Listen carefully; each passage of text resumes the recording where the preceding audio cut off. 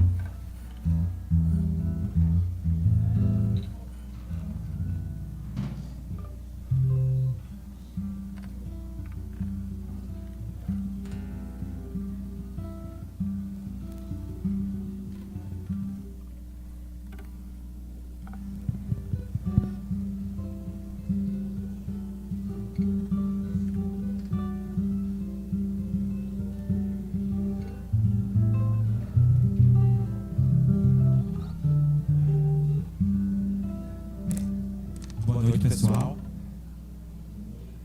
Hello, everyone.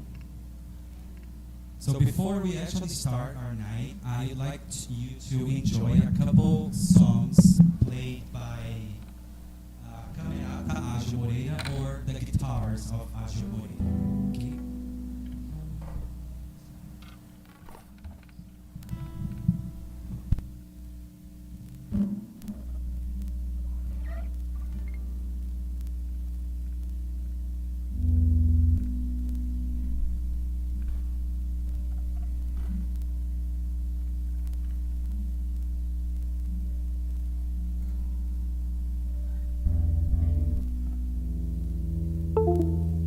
Okay.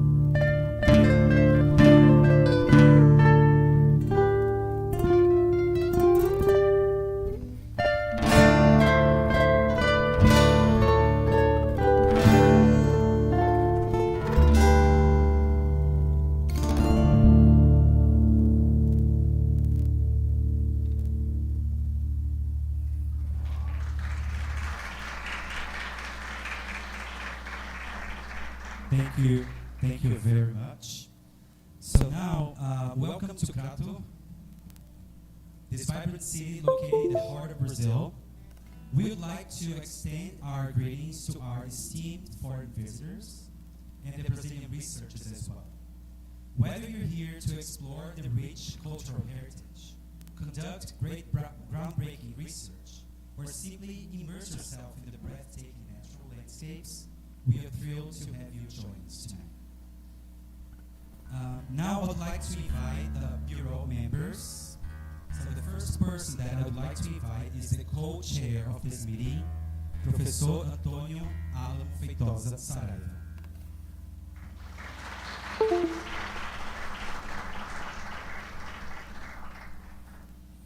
The second person is the chairwoman, Juliana Manso Sayão.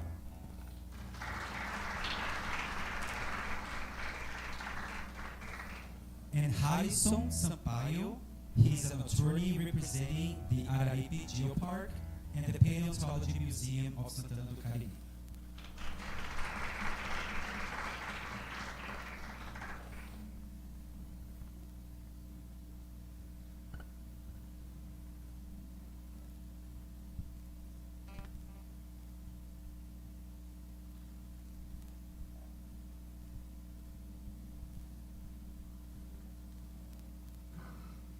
Good night.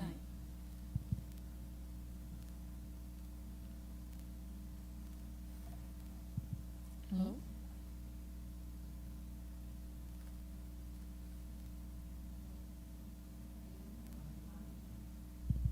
Hello? Yeah, it's not working. Good night, everyone. Dear esteemed paleontologists, students, and special guests, it is a great honor that I officially open the 9th International Symposium on Pterosaurs in the city of Crato, located in the Brazil's northeast. This moment is particularly special as we emerge from a pandemic that was keep us physically distant. It is such a joy to welcome you here for these days when we will discuss one of our favorite topics, pterosaurs. This is a unique moment that brings together researchers from different countries to share knowledge and discuss relevant topics for the study of these organisms that inhabit the Earth millions of years ago. After all, we have all worked tirelessly to discover and analyze Pterosaurs. The city of Crato is privileged to host an event of such magnitude, especially due to the region's importance to Brazilian paleontology. Additionally, the presence of our international guests makes it an even more special occasion. Over the last few years, Northeast Brazil has become a standout location in the field of paleontology, possessing numerous fossil deposits of pterosaurs and contributing significantly to our understanding of these flying reptiles. This international symposium is an opportunity to share the knowledge acquired in recent years and discuss the more recent theories with the scientific community present. We express our sincere gratitude to the speakers, researchers, and students who have come from their homes to understand and develop further knowledge about pterosaurs. May this day together be intense and productive. It strengthens partnerships between scientists worldwide, who continue to work together to tighten the international scientific community in pursuit of a better, more enlightened world. We hope this will be a memorable experience for us all. On behalf of the entire organizing committee, we thank all the attendees for participating in the 19th International Symposium on Pterosaurs, despite the difficulties of traveling from their original location to this far-off region of Brazil. We wish everyone an excellent event filled with new discoveries and knowledge. Thank you very much.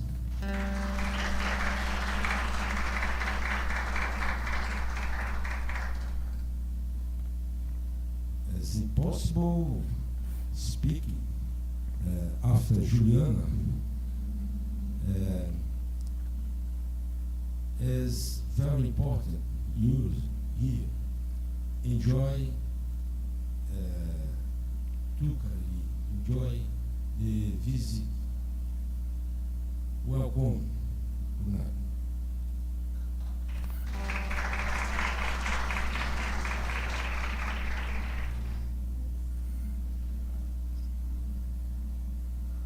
So, hello everyone, good night. I would like to present myself in Portuguese because I'm here following the event, and I would like to greet everyone. You all is very welcome in the Araripe, city of Crato, and by now I will present myself in Português. Me chamo Harrison Sampaio, sou representante neste ato, neste momento, do Museu de Paleontologias Plástico Cidade de Nuvens e do Geoparque Araripe Mundialão Isso. Também sou professor do curso de Direito da Universidade Regional do Cariri e tenho desenvolvido aqui uma proximidade com a paleontologia caririense em série de divulgação científica e proteção jurídica. É um prazer estar nesse momento, cumprimentar a todos vocês. Espero que tenham um ótimo momento, é muito proveitoso porque a nossa região como um todo, ela é uma região que é um símbolo, não somente para a paleontologia de uma forma geral, mas neste evento particularmente, é um símbolo também para os estudos dos pterossauros, que são aí répteis representativos para a paleontologia de uma forma geral, de forma midiática também, mas para a ciência principalmente. E o Crato, toda a região do Cariri, a Bacia do Araripe, é um ponto focal mundial para os estudos paleontológicos que são de excelência e qualidade. Então, cumprimento a todos, cumprimento a Juliana Sayão, professor Alan Feitosa, também registrar aqui algumas presenças na pessoa do professor Alexandre Keller, diretor do Museu Nacional, e desejo a todos um ótimo evento. Ok? Thank you all.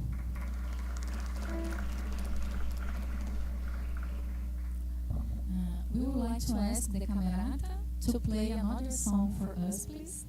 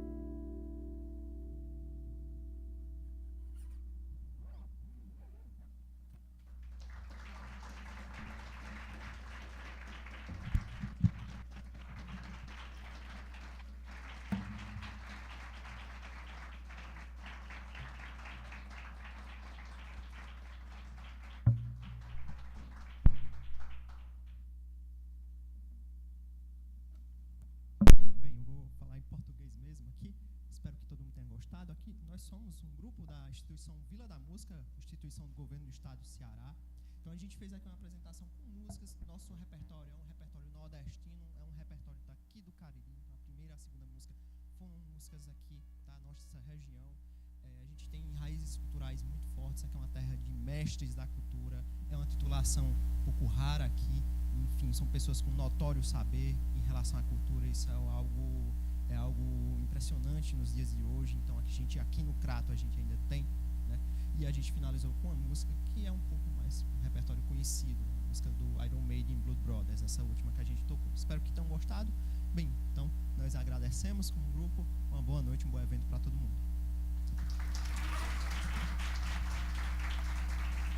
Thank you so much, guys. Thank you so much. So now I would like to gently ask the members here to return to their seats.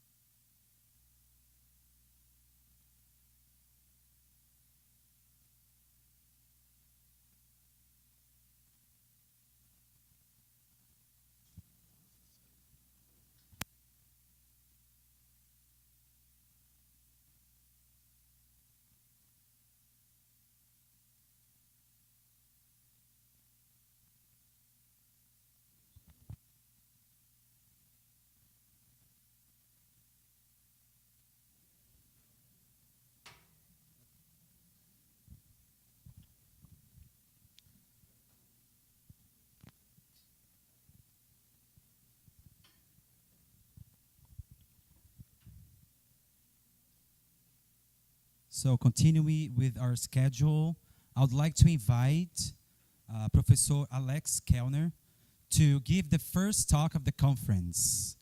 The title is What's New on the Front? Advances and Challenges in Pterosaur Research.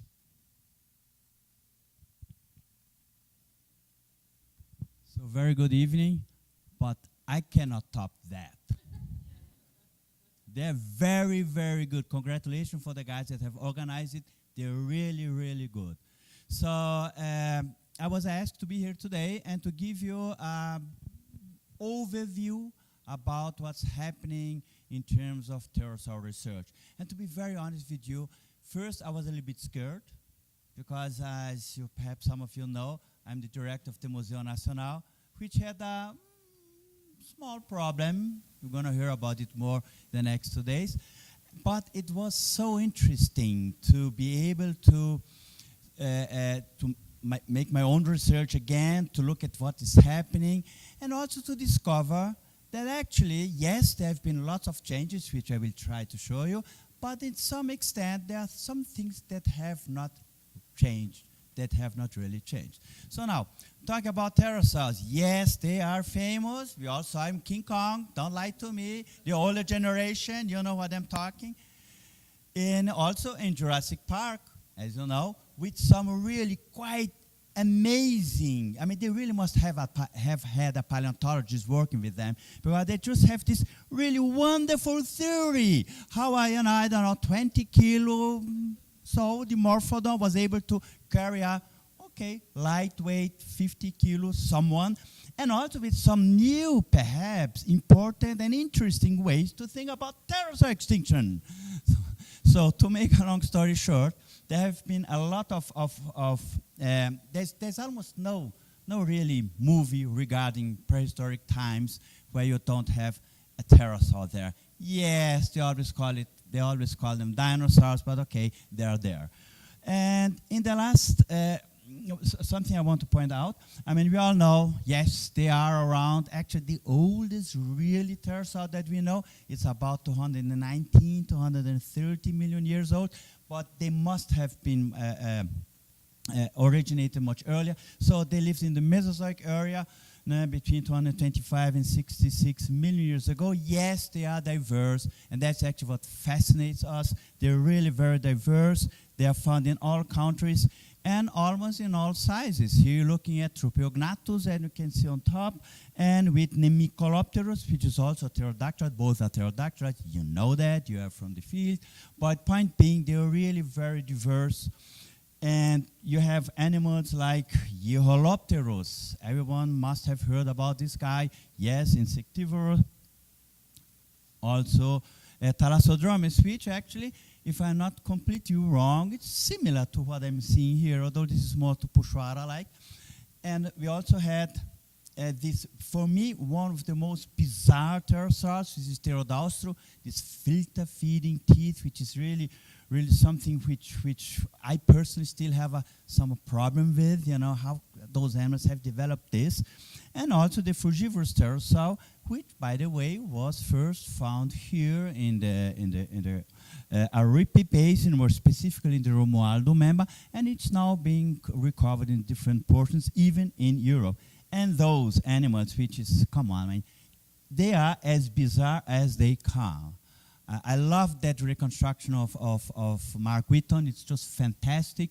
But it really shows you the big diversity that you find in those really exciting animals. And all has started with, yes, you all know that story, Cosimo Alessandro Collini, that sometime in 1784 described that material, which is still one of the best pterosaurs from Solnhofen, Pterodactylon chicus. At that point, he was saying, here I have something new to science, very likely of amphibious nature, and yeah, not sure which kind of zoological position it should fit in. In other words, he had no clue what he had.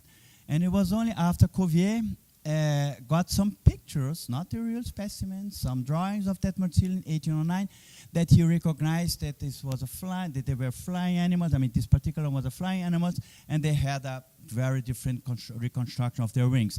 And taking this at that time, where the only animals that flew were birds, bats, and angels, that was kind of an achievement. And here we had, at some point in 1895, we had this opportunity to gather everyone that studied pterosaurs.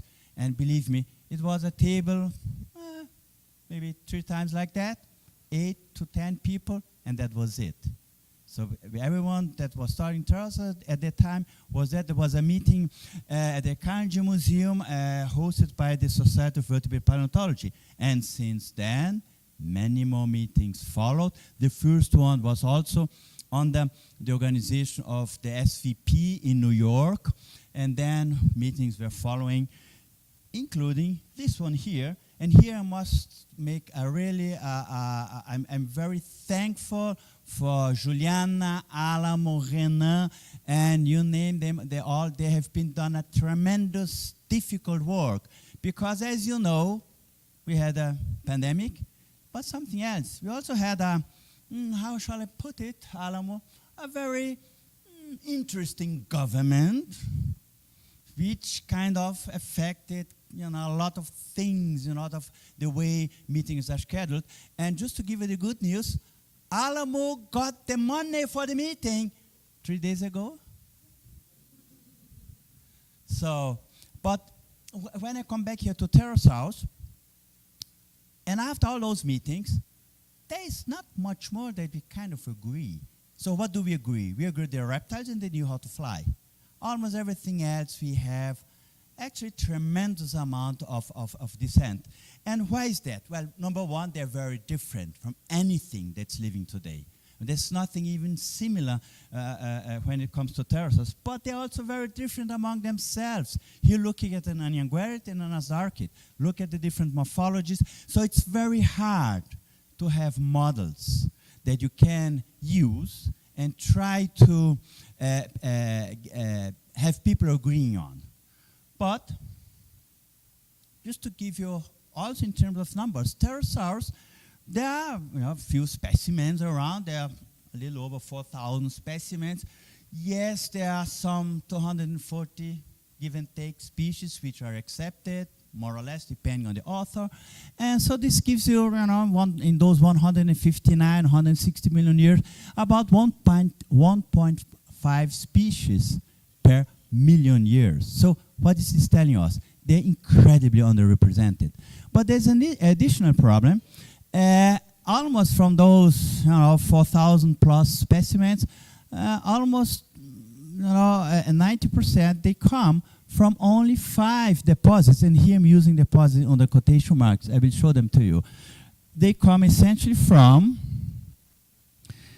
the Zonhof limestone, where the specimen that Cosimo Alessandro Collini described comes from. They have been also recovered in the Cambridge greensand. So Zonhof limestone, Jurassic, 150 million years, Cambridge greensand, give and take 80 million years. They also have been collected in the Narbara chalk, Santonian, 80 million years about. Of course, from China, and here you're going to hear a lot about China today. We're talking here about the so-called Yahol biota, but there are actually many deposits there. The Yahol biota, how you call it, a biota, a couple of million years here. You have the Xiang formation, and you have the Chufutang formation, but you also have the Taotichang formation. If it's 1 or 2, you can argue. Point being, there's a lot of information coming from this area. And we have, of course, also Brazil in the Araripe region, exactly the one that you are staying here. And I'm absolutely sure that every one of you will attend the field trip, and you will be able to see the specimens, how they are found. And I also want to point out, you see, there's a lot of, lacking information here. I will not even go into different ages, but we do have some new deposits coming from Morocco. Yeah, fragmentary, but they are there, and they are numerous. And the point here that I want to stress is that once you find a new deposit with lots of those flying creatures, you will change the evolutionary history. It has happened all the time. So we are actually really working very hard in order to understand them. Here is something, here's one of the topics which I kind of think we have now reached an agreement. I don't think Avenipedian fights this anymore. How was the terrestrial locomotion of pterosaurs? We did find lots of pterosaur tracks. Lots, and all over the place. Dr. Alamo, they're here. They are here. A shoe formation. Look it up. You're going to find it. They are here. They must be here. They've been found all over the place. And here, so actually, I don't think someone would really argue about bipedalism in pterosaurs. However, there are some so bizarre creatures. Look at that guy. That's very different from a basal pterosaur. How was this guy walking around? And I'm absolutely sure that my colleague Fabian is going to talk more about biomechanics in pterosaur. That's definitely a field that we all have to look forward. And pterosaur origin. We all know that story. It has started with very different ideas. Some defend that pterosaurs would be somewhere, with the squamate somewhere in that region over there. Others say no, they are more basal archosaurs. And there have been few of us that defend that they are, closely related to dinosaurs. And when I point those 3 different ways of thinking, those are good people. I'm talking about David Unwin, Chris Bennett, Mike Benton, really, people that study those creatures. And most of us, as I pointed out, would favor some relationship with dinosaurs between a clade called Ornithodira. But what is actually the problem? Why haven't we, after all those years since Cuvier said those are flying creatures and reptiles, why haven't we solved that? And the main reason, in my opinion, is because we just don't have those intermediate stages of whatever to an animal that became a pterosaur. In my wish list,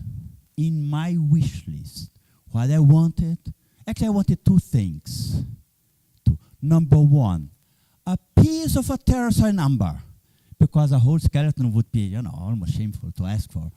But number two, I would love to find a creature that would, if it could speak in English, Portuguese, whatever, would say, I want to become a pterosaur when I evolve.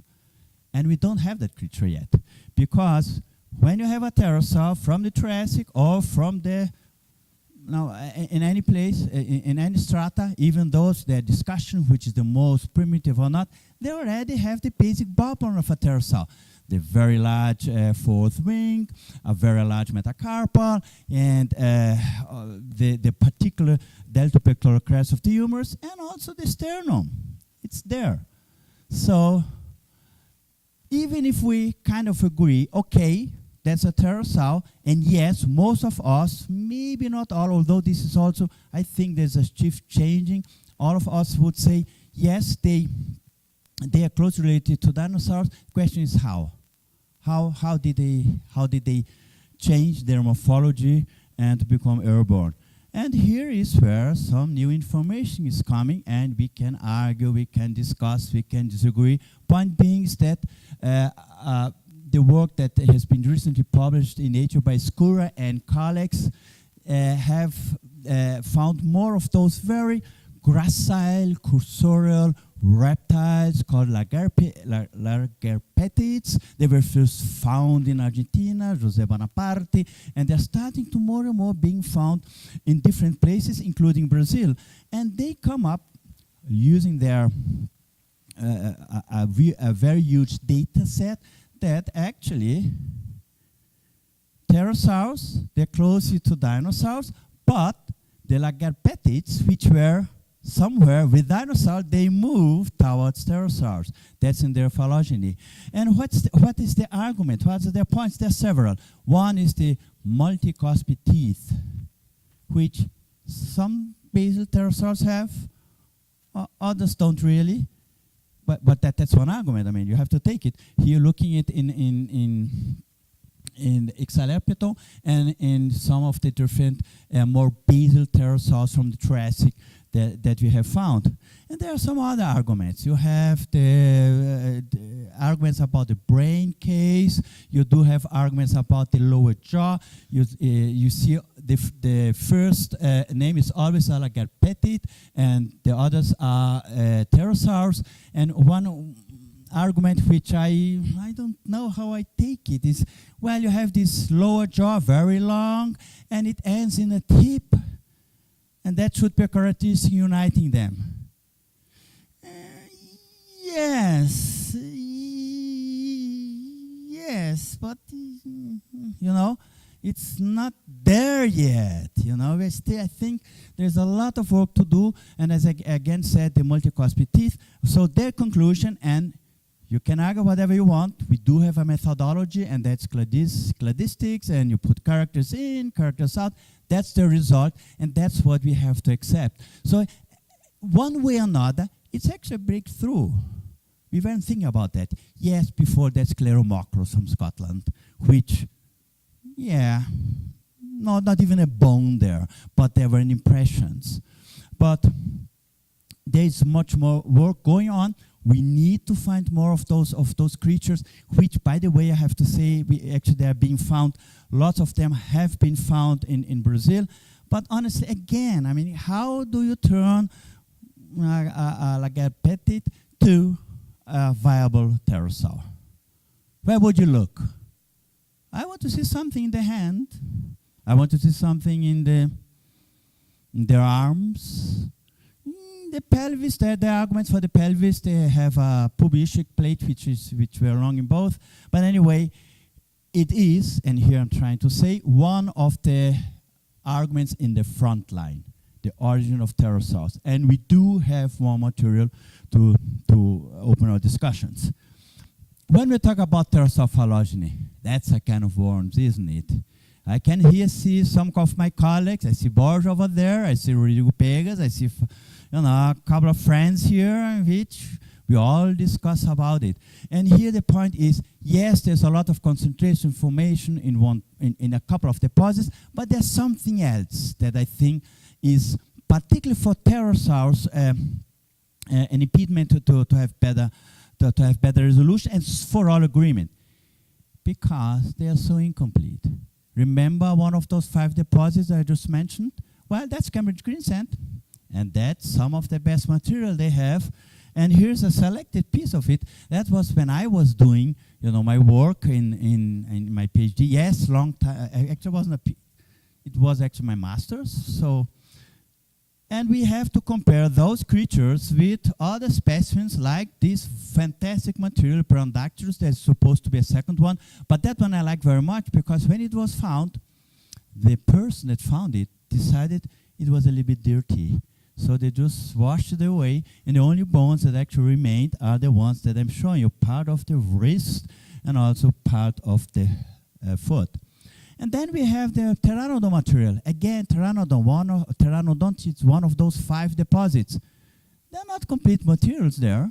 They tend to be very, very fragmentary. Yes, you have more complete materials compared to some others, but they're not really that good. And then you have fantastic material from Zonhofen, for example. That's the darkwing, rhomphorhynchoid, really very, very good, rhomphorhynchid, I'm sorry, very good specimen. And of course, we do have also the material from Yehol, which in terms of preservation, it is nice, please, I don't want to complain, I described a lot of them, but they are flattened, aren't they?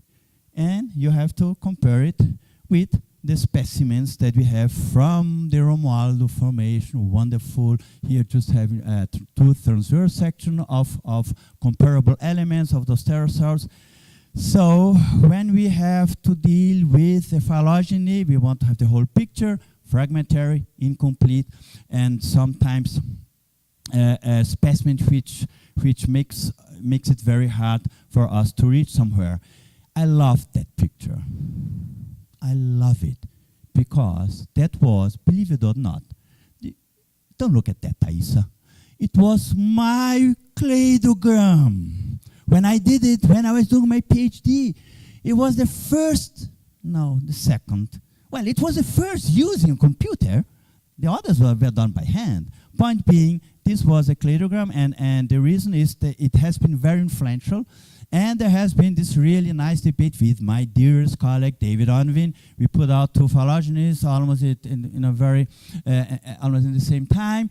And there have been some people that have made the comparisons. I always argue with David. His phylogeny was done by hand. Mine was done by using a computer, blah, blah, blah. Anyway, point being, and here's what I want to stress for our talk today. Here looking Kellner 2003, Unwin 2003, and I will make a comparison between a group called Anorognathidea. While Dr. Kellner thought, yes, they are the more basal pterosaurs with a lot of problems, extensive ghost lineages, and Perondactylus, which was supposed to be, and the Anorognathid for David Unwin, he has a little bit further up the tree, and his Perondactylus, which I have a little bit further up, and David Unwin has it more on a basal position. And this is very influential, in my opinion, because of what Rupert Wild, the German researcher that did actually the best basic work of Triassic pterosaur thought. But let's look at some other phylogenies. Here we have the one from Anders.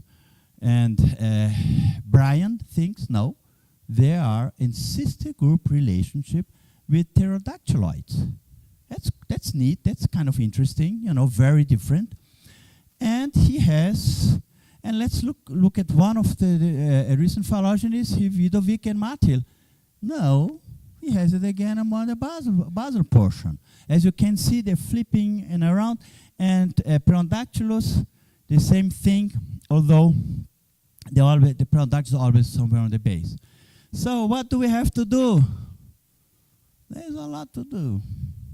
There's a lot of good morphological papers to be done. the nature papers won't do it. They're nice, I love it. You know, they put your career up, but they're not giving you the information that you need to make more consistent phylogeny. So there's a lot of anatomy, a lot of basic anatomy that we still have to do in order to have a better picture of the evolutionary history of those animals. So let's talk about new discoveries. One of my favorites is, yes, you all know it, Caiuajara, a pterosaur bone bed. There's only one problem. I wasn't the one who have found it. Other than that, it's spectacular.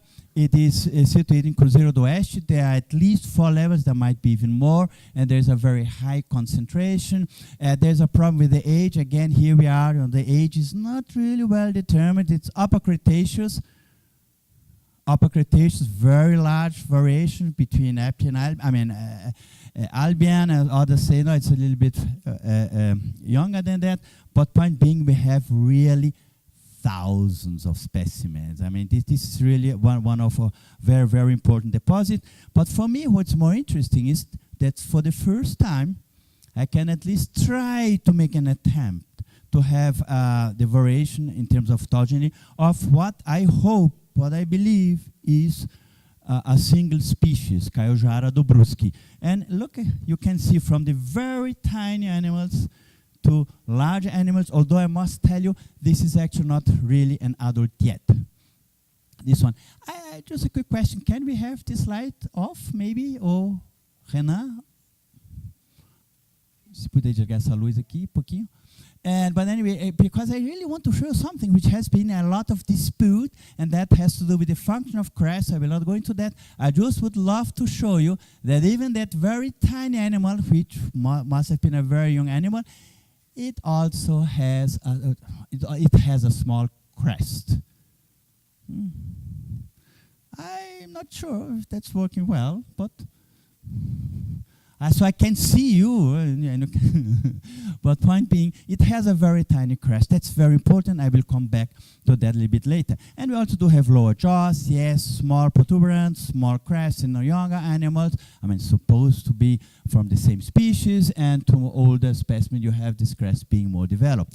Because when we have a comparative drawing about the phylogeny of those animals, they change a lot during their lifetime. But point being, since we have those animals right from the beginning, they do show a cranial crest.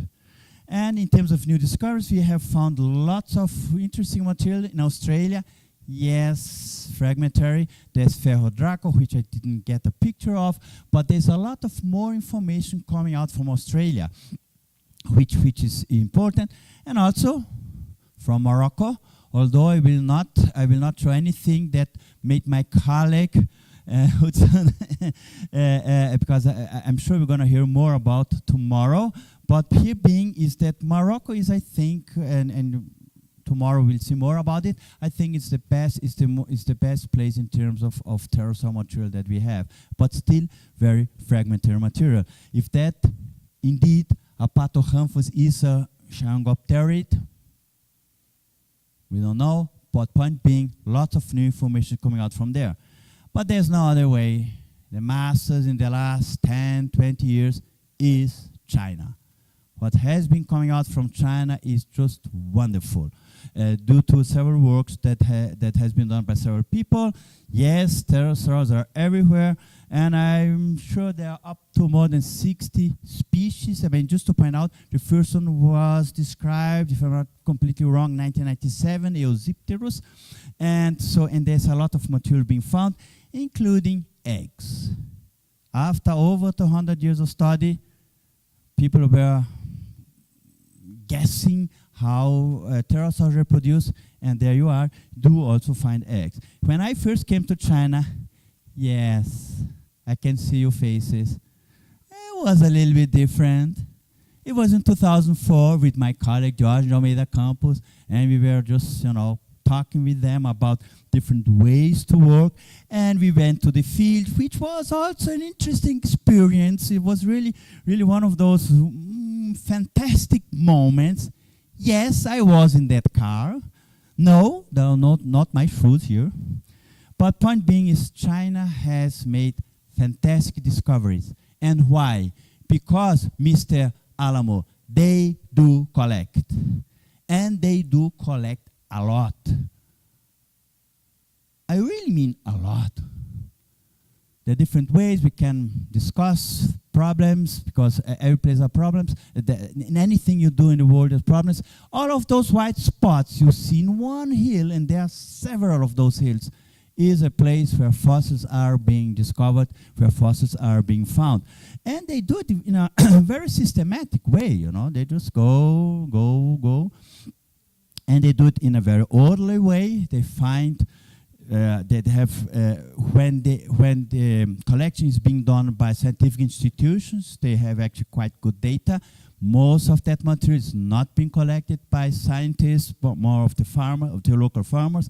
But point being is that they have done a lot of digging. I mean, I just love that picture. Here you're going to see my colleague, Dr. Wang Xiaolin, somewhere. Oh, there's Dr. Wang Xiaolin. And you may not believe that, but here is Dr. Campos, as you have seen it. So there is lots, and that's in Shaoyang. So there's a lot of activity being done. This is also why many specimens are found. And of course, you also know the Yixiang and Tiofotang formation. There's a lot of intercalation of ashes. That means a lot of volcanic material might have been terrible for the ecosystem and for the life, but just for us a mecca for paleontologists, because it gave us opportunity to have material for paleontological research. And in terms of diversity, as I cannot go over all of the different tags that have been recovered, but I just would like to focus on these ones, which are the Wukongopterids. There's a really very interesting, because they actually share some of the features, some I would say, let me just use it for the time being, intermediate features between non-pterodactyloids and pterodactyloids. Number one, they do have a united nascent orbital fenestra. Number two, they do have actually quite longer metacarpal. They do have longer vertebrae. But on the other hand, they do have a very long tail, which is not consistent with non-pterodactyloids. So they're actually helping us a little bit to understand the morphological variations that happen for a non-pterodactyloid to somehow achieve the different features that turned out to make them a pterodactyloid. Now, the other point I want to make is they really have some bizarre creatures. I mean, look at that. An animal with a crest in the lower jaw. Thaisa was there when we saw it. And I saw, gosh, they broke the upper jaw. They must have broken it. That's not possible. That's Avatar, you know. No. And then there was a second one right next. So and there's actually now a third one that I know of, and maybe there are more. But point being, look at that very, very distinguished morphology, and there are different ways of how to interpret that crest. And that's one of my favorite groups, the Shayongopterids. This is Shayongopterus zangi. When it was first discovered, they were thinking it might be a nyctosaurid, but this has changed along the years. It has a very unusual upper and lower jaw. I mean, it's not Pteranodon. Pteranodon is much more longer, so it's a little bit shortened. Tapejarids also doesn't fit. And then they found another specimen with this absurd, huge nascent orbital fenestra. Here you're looking at the detail of that. I mean, look at that huge nascent orbital fenestra. Very different creature. What were they doing with it? That's another question. But point being, very different from anything that we knew up so far. And there are also some others which I love very much. That one is Gidraco, which actually has some relationship with Ludodactylus and Gidraco venato. Ludodactyl actually has a very interesting story as well. Ludodactyl was found here. And if you look at it closely, it's actually the pterosaur from Jurassic Park. The pteranodon with teeth. That's the guy, I mean, it was in Jurassic Park first, and then they found it. But another important aspect that have been discussed and in most recent years has to do with reproduction and sexual dimorphism. As I pointed out to you, they have found one egg. In the same year, actually in the same Nature volume, there was actually a second egg that has been found by Luis Chapi and his crew in Argentina. And there has been then there has been a third egg, but there has been some interesting differences. While one shows no evidence of any external shell, which really look like a soft-shelled egg, the other from Argentina, and then there was a second egg found over there, has a very tiny calcareous shell. So it shows a little bit of difference here. And then comes the specimen, which is definitely one of the most rarest I can even imagine, and that is this so famous called Mrs. T, and that was a pterosaur, and you have found an egg attached to it. It's there. It's there. It is really there. It is one of those wonderful specimens, which, of course, again, a lot of wrinkles, so it's very difficult to see any real hard shell around it. So it is there. It's really a nice specimen. So what could be better than find a pterosaur with one egg? Actually, we found that specimen, and that's a story I could be talking perhaps over some beer to talk how I came to that specimen. It doesn't look much, does it? But that specimen is actually the counterpart of that one. Okay. And, well, that specimen has not one egg, but two. One inside of the body of the animal. And here's a drawing of it. Yes, it's very hard to see, and I can tell you the story when this was actually discovered, when we actually found that second egg. But actually, this is important because it shows us that 1 and 2, that actually those pterosaurs, they had two functional oviducts. That's different from birds. So they laid eggs in pairs. How many were they able to lay? Maybe 2 at a time. There's we can, open discussion. But point being is that we do have now evidences that at least that particular pterosaur, which must have been a female, laid eggs. So what's the next question? The next question is, and I know it broke the hearts of several, and I can see some of you saying, oh no, he didn't do that. Yes, we took one part of the femur to have a better understanding of this gravid female. And that was the portion we took, and that was the result. I will fly over it. Point here, important, no medullary bone. That was a gravid pterosaur. No medullary bone. It's interesting because in birds you do find them. So point being, lots of new information that we can get from only that specimen, because despite being from the other side, it's one specimen. But then there have been some others being found, some other locality, which is in Hami. It's a wonderful desert. It's really fantastic. Here I am with my colleague Wang Zhaoling. He is the one who made the discovery and lead the discovery together with the people that work in the Hami, in Hami Natural History Museum. And actually, almost a dream for any pterosaur researcher to walk over pterosaur bones. The concentration there is absurd. You have hundreds, thousands of bones. And I remember that particular specimen was very good. Associated with those bones, you do also have, guess what? Eggs. Here you have the pterosaur, here you have the eggs, not actually the same relation like Misty, but point being is that you do find those eggs, and differently from the other material that I showed you from Xiang unit, those are in 3D. And being in 3D made us really possible to have a better understanding of several aspects concerning this particular species, which is called Hemipterus tianshanensis. Number one, we had several skulls, and there were skulls with about the same size. When you had those skulls with the same size, you could compare it. And what did we found? We found that actually there's some variation in the size of the crest, and also some variation in the anterior portion of the rostrum. So this variation suggested that Hemipterus tianshanensis might show sexual dimorphism, and it's not the presence of the crest, but the expression of this crest which separates genders.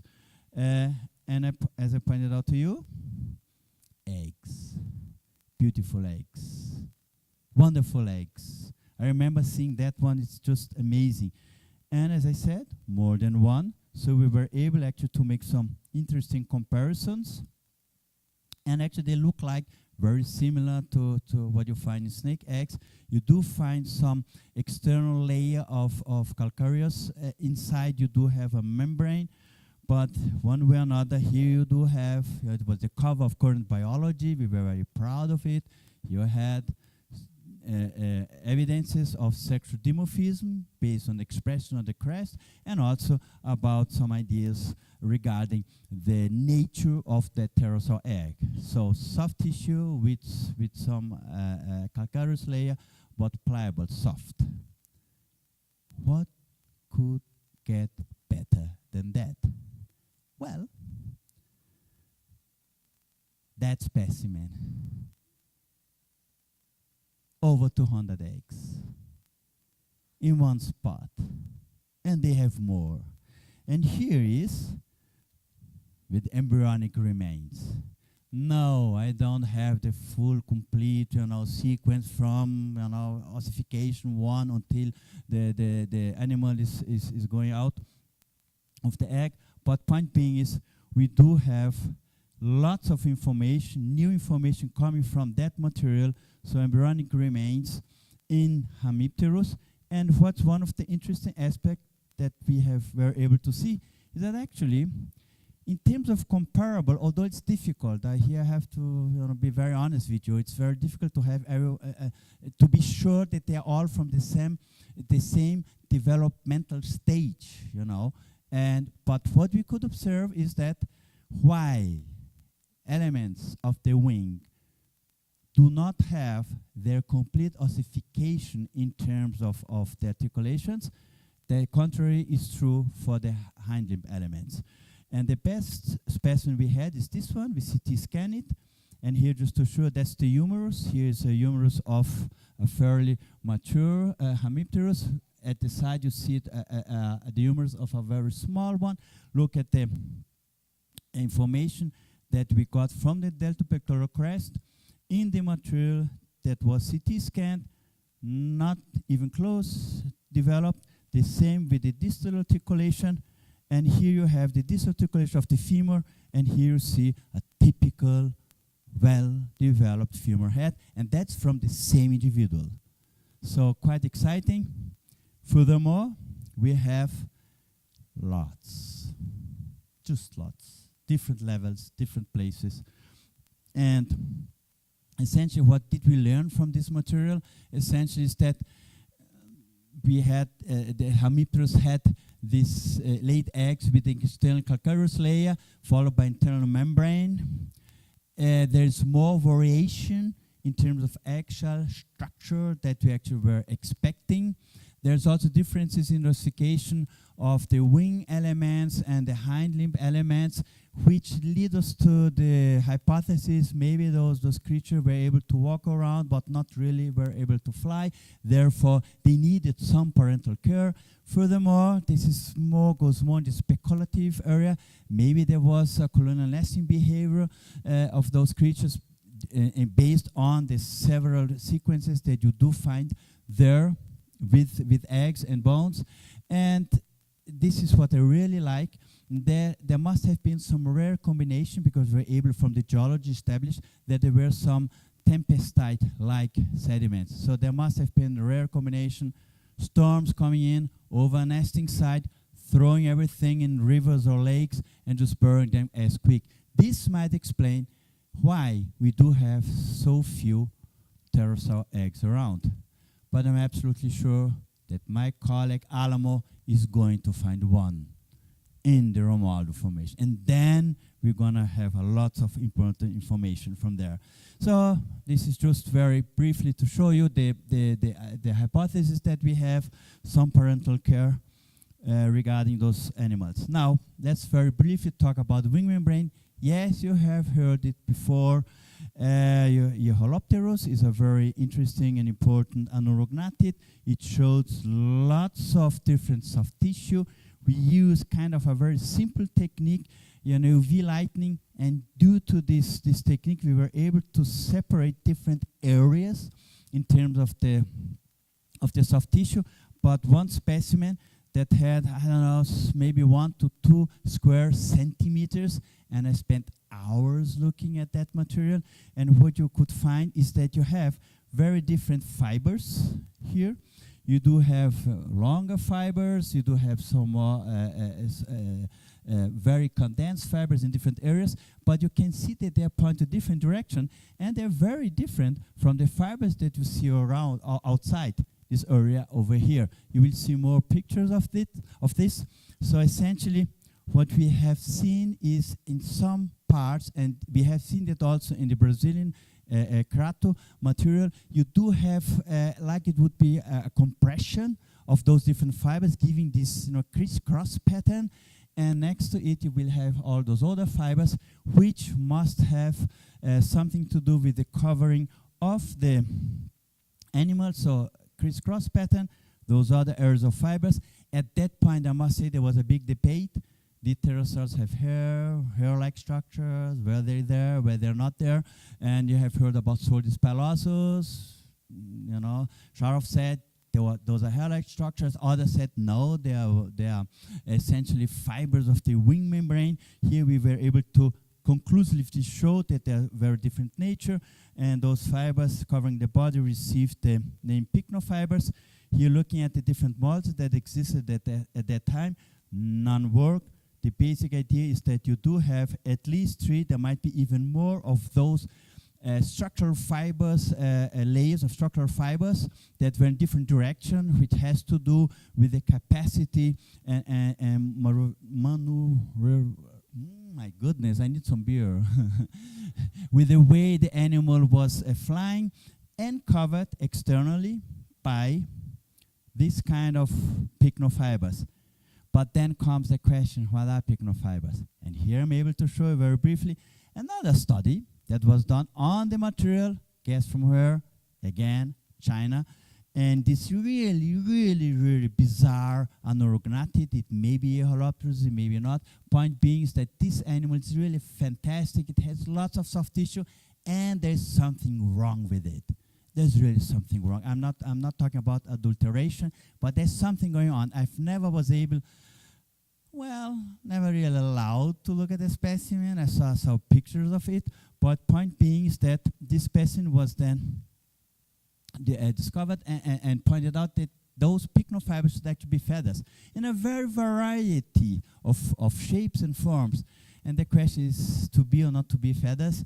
That's something else which I think is on the front line of the discussions that we can do. Okay, guys, where do we go from there? Particularly the younger generation, work until you die. There is so much, and I have to be very honest with you, it's really giving me a lot of pleasure to be here today, to be able to talk about my pterosaurs. There's been so much that we can do, and there's so much that we need to invest. I will just show you one of my colleagues that started. That's Juliana Sayão, and she started with something at that point wasn't done, or wasn't done extensively. And there's very thin sections of pterosaurs, osteological sections. And now Juliana is an expert, and she has several new students that are working, or should be working, or hopefully gonna work harder in order to make those discoveries. And I also would like to point out that person, I don't know if you know her, That's Thaisa. Thaisa made a very interesting and important review of the Cambridge Greenstone material, hard-working. It's very exciting. So we need some basic anatomy. Guys, there's a lot out there. Just do some really basic anatomies. And we need to have more people studying those animals. Here, just want to pay a tribute to Guido Borgomanero. He was a collector, and he actually passed away. And Giuseppe Leonardi, he's back in Italy. They actually described one of the first pterosaur skulls from Brazil, Ceratops. And of course, we had Price, who, he's essentially the father of fossil reptiles in Brazil. Jorge de Almeida Campos, who I had a great honor to being advised by him. And there comes Juliana with her students. Yeah, that's Renan. Fabiana, who is also here with her students. Unfortunately, I don't had a picture of your students, Fabiana. And there's Thaisa with her students. So there's a lot of work that we still need to do. And I still have some new students, like Lucas, who couldn't make it today. But hopefully he will stay in the field. Also, we have to do is to work. Go to the field. Find fossils. They are there. And we need to make those animals which are already popular even more popular. Pterosaurs are hot. Believe me. They really excite people. And to get the society involved in challenges that have to do with those animals is really good. And of course, it's also good business for some, for different exhibits. And here I also want to pay a tribute to Plástico Cidade Nova, who was a visionary. This guy made a museum here. Yes, we all know about the problems of the fossils. If it wouldn't be for this guy, we would not be discussing that. So Plástico Cidade Nova is really a great person. And I also would like to say that we all have to work very hard to have a full picture of pterosaur history. But what do we have to work with? Well, we have to work with, bits, fragments, different areas, which we try to fit together. Sometimes they fit, sometimes we squeeze them to fit, but this is what we can do, working with those. And then there's something else that happens, and it really breaks our heart, and that's taphonomy. Takes all of that, squeeze it around, throw it away, put things together, make bones look some things that they are not. And I also would like to point out, I'm sure Julian is going to hate me now, but I want to point out that this meeting will have a volume. Julian is going to talk more about it. We will have a volume with people that are present here, or people that are scientists that that could make it here. And with that, what could have been Araripe 115 million years ago. And about the rest, about the rest.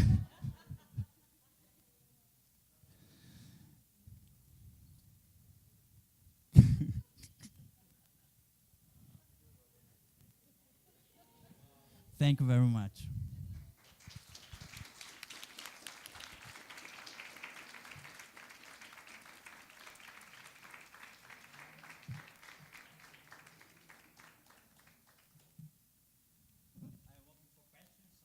Thank you, Alex, for your wonderful talk tonight. It's always very nice for your provocations and all considerations. So if you people have any questions? You better ask me, otherwise I'm going to ask you. Where you stand on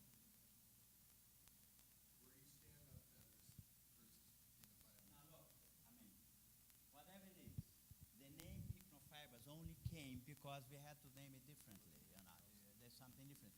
Do we say all animals had or a lot of dinosaurs, those kind of animals had this kind of structures?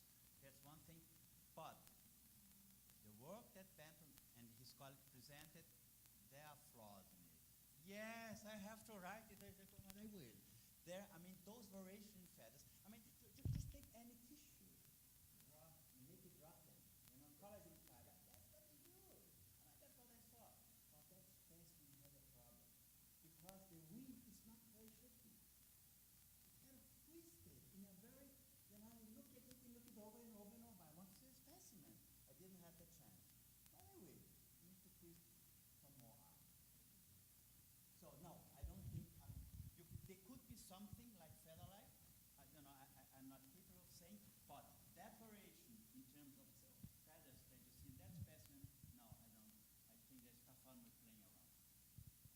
Alex, please talk in the microphone because we are transmitting via YouTube and people can hear you. Okay, so I will repeat myself now I don't believe it. No, there could be some sort, thank you. There could be some sort of initial stages of feathers. I don't know, I'm not capable to say. But what I can say is that you don't have that variation. That would be too bizarre in one animal to have all those structures and you would call them feathers. That would be too bizarre. I can offer alternative explanation. It's simply color dimming rotten away. To see things that rots away. There's one specimen, actually it's published, of a small dinosaur, and you see all those structures, and you see, oh wow, all those feathers, and then you go down the day, and it's just inside you, just this collagen which is there. I mean, one specimen, you see it, it's something you cannot make it up. But again, frontline, lots of work to be done. Use technology, yes, twist arms of chemists, physicists, they can do it. Physicist, where is she? There you are, looking at the WhatsApp, there.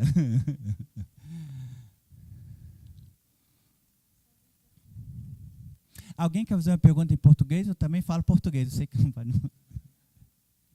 Pode fazer.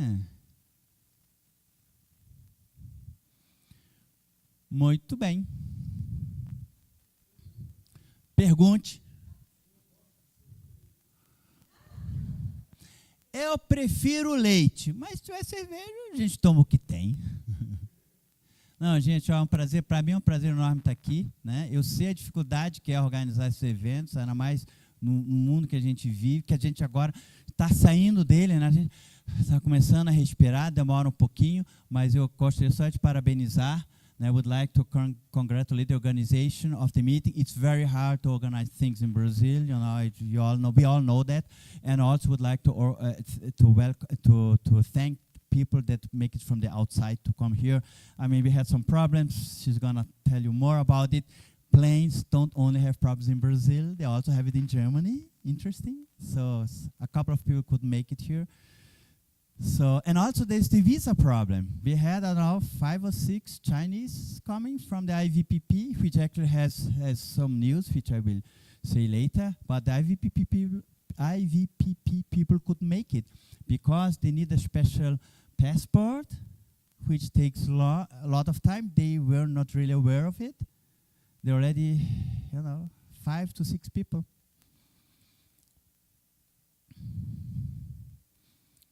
So thank you, and Alamo.